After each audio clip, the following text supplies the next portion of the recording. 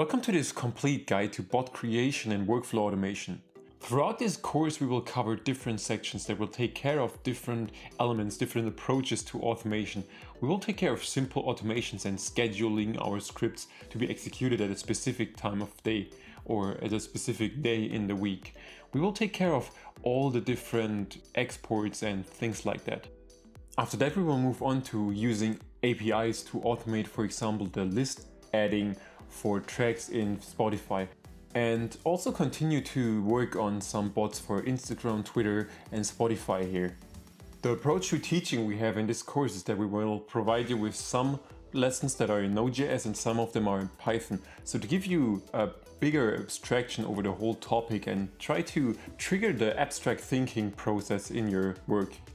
So let's not waste any time and dive right into working on our projects.